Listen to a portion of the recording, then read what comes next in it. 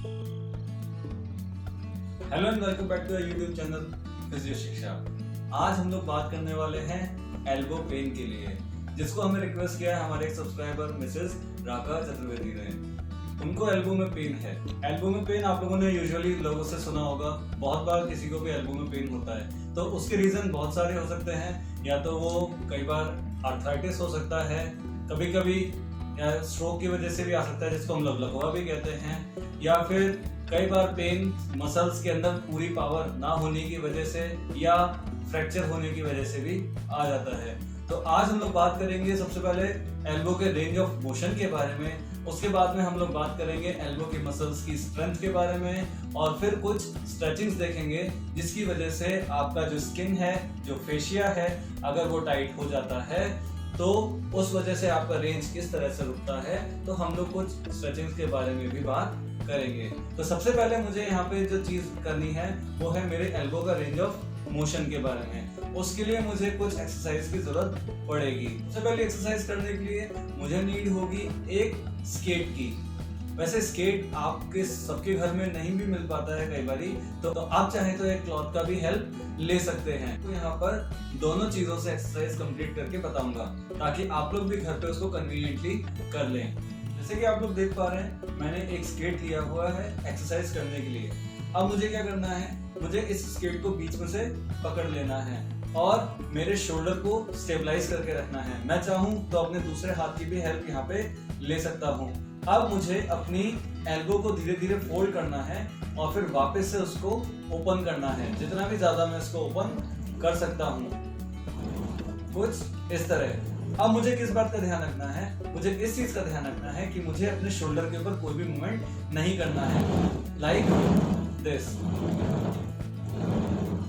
क्योंकि ऐसा मूवमेंट करने पर मैं मेरे शोल्डर को यूज कर रहा हूं, ना कि एल्बो को। तो यहाँ पे मुझे अपनी एल्बो को ही मूव करना है और अपने शोल्डर को मूव नहीं करना है। दूसरे तरीके से, अगर आपके पास में घर में स्केट्स अवेलेबल नहीं है तो आप एक क्लॉथ की भी हेल्प ले सकते हो। यहाँ पे भी आपको सेम जैसे स्केट्स के साथ में आपने एक्सरसाइज किया था, वैसे ही आपको क्लॉथ के साथ में भी एक्सरसाइज करना है।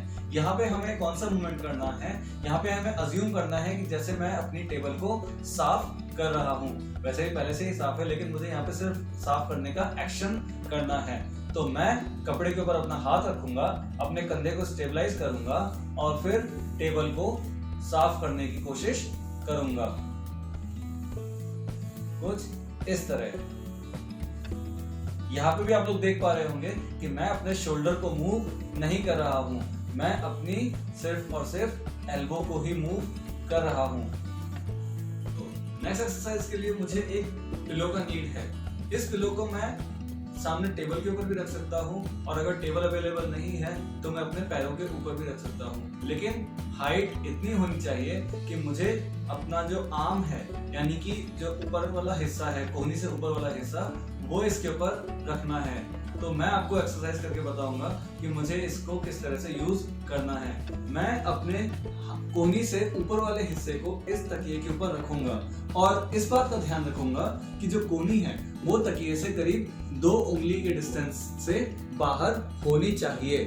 मीन्स मेरी जो कोहनी है वो इस तकिए के ऊपर टच नहीं होगी, वो इससे बाहर लाए करेगी। ठीक है। नाउ अब मुझे अपने हाथ को धीरे धीरे नीचे की तरफ खोलना है और फिर वापस से बंद करना है, कुछ इस तरह। अब मुझे किस बात का ध्यान रखना है कि जब मैं अपने हाथ को बंद कर रहा हूं तब मुझे अपने हाथ को ऊपर नहीं उठाना है। और दूसरी चीज, जब मैं अपने हाथ को खोल रहा हूं तब मुझे अपने आप को इस तरह से या किसी भी और तरह से ताकत नहीं लगानी है। अब एक बात आपको यहाँ पे ध्यान रखनी है कि जब आप अपने हाथ को खोलते हैं तब उस टाइम पे दर्द होने की वजह से आप लोग कई बार अपने कंधे को ऊपर की तरफ कर लेते हैं, और इस वजह से आपका जो हाथ है वो ठीक से ओपन नहीं हो पाता और उसकी रेंज कई बार रुक जाती है और आपको लगता है कि आपने हाथ पूरा ओपन कर लिया है। तो उसको प्रिवेंट करने के लिए मैं एक दूसरी पोजीशन अटेन करने जा रहा हूं। तो आपको भी कुछ इस तरह से ही काम करना है। पोजीशन वैसे ही जैसे आपने एल्बो को बाहर रखा है। अब मैं अपना जो सिर है उसको अपने कंधे के ऊपर टच कर दूंगा और अब इसको खोलने की कोशिश करूंगा। तो आप देख रहे होंगे कि यहाँ पे जो रेंज है वो पहले वाली रेंज से थोड़ा सा ज्यादा बढ़ गई है। कुछ इस तरह।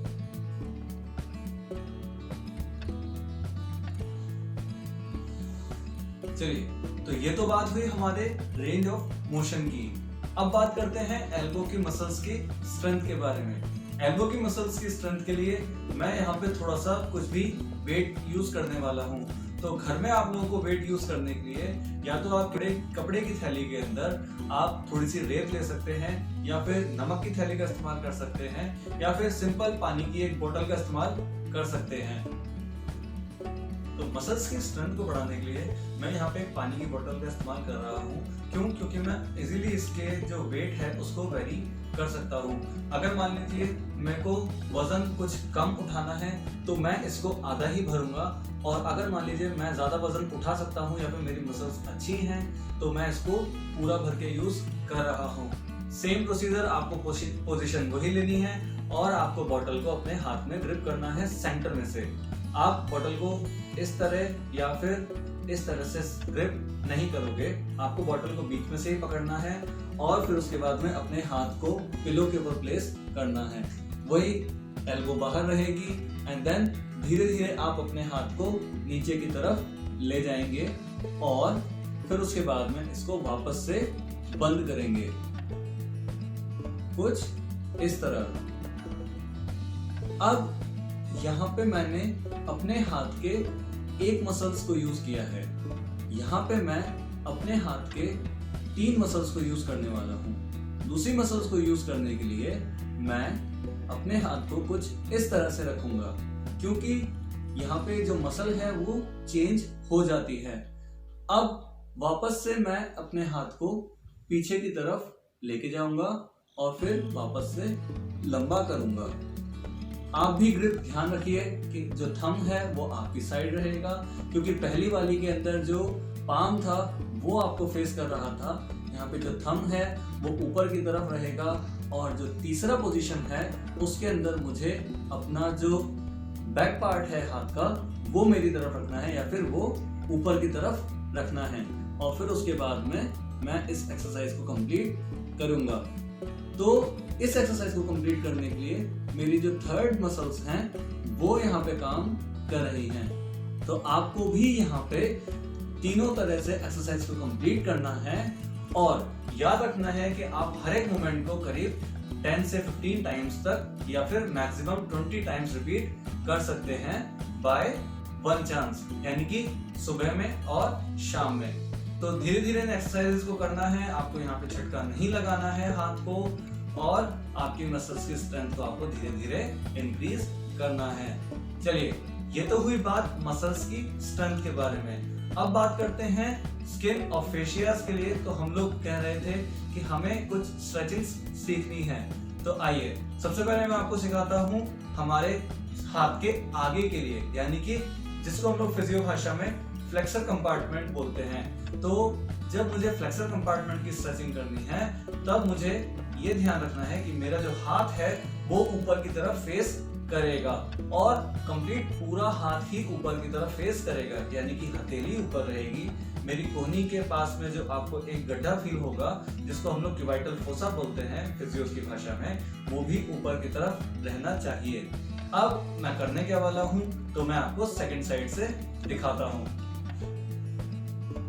मैं धीरे धीरे अपने जो फिंगर्स हैं उनको डाउन करता जाऊंगा, और जैसे जैसे मैं अपने फिंगर्स को डाउन करूंगा आप देख पा रहे होंगे कि मेरी जो एल्बो है वो धीरे धीरे स्ट्रेट हो रही है। अब मैं अपने दूसरे हाथ के फिंगर्स को अपने इस हाथ के फिंगर्स के ऊपर कुछ इस तरह से प्लेस करूंगा। यहाँ पे आप लोग आधे फिंगर्स को प्लेस नहीं करेंगे, आपको कंप्लीट पूरे फिंगर्स कुछ इस तरह से प्लेस करने हैं। अब उसके बाद में मैं इसको स्ट्रेच करूंगा कुछ इस तरह। हर एक स्ट्रेच को आपको करीब करीब 20 से 25 सेकंड के लिए होल्ड करना है, कुछ इस तरह। अब उसके बाद में मुझे अपने हाथ के पीछे वाले हिस्से के लिए, जिसको हम लोग फिजियोस की भाषा में एक्सटेंसर कंपार्टमेंट बोलते हैं, उसकी स्ट्रेचिंग करनी है। इसके लिए मैं क्या करूंगा, मैं अपने हाथ को सीधा करूंगा और मेरी कोहनी के नीचे का जो पार्ट है मात्र उसको ही टर्न करूंगा, शोल्डर वाले हिस्से को टर्न नहीं करूंगा। तो आप लोग देख पा रहे हैं कि मैंने यहाँ पे मेरी जो हथेली है उसको नीचे की तरफ घुमा दिया है, लेकिन मेरा जो कोहनी का जो क्यूबाइटल फोसा है जिसको मैंने पहले बताया था, वो अभी भी ऊपर की तरफ ही देख रहा है, ना कि टर्न हुआ है। तो मैं कुछ इस तरह से, और केस सेम है, आपको फिंगर्स के ऊपर प्लेस करना है और फिर उसके बाद में उसको स्ट्रेच करना है, और स्ट्रेच को करीब करीब 20 से 25 सेकंड्स के लिए होल्ड करना है। ज्यादा ओवर स्ट्रेच भी ना करें और एक सर्टेन अमाउंट का स्ट्रेच फील करें ताकि आपको आराम आ जाए, कुछ इस तरह। हर एक स्ट्रेचिंग को आपको करीब करीब 3 से 5 बार या मैक्सिमम 8 बार तक कर सकते हैं। कमेंट में अपनी तकलीफें बताएं ताकि मैं उसके ऊपर और भी वीडियोस बना सकूं, और साथ ही साथ चैनल को सब्सक्राइब कर लीजिए और बेल आइकन प्रेस करना ना भूलिएगा ताकि आप लोगों को नोटिफिकेशन मिलता रहे। तब तक के लिए स्टे हेल्दी,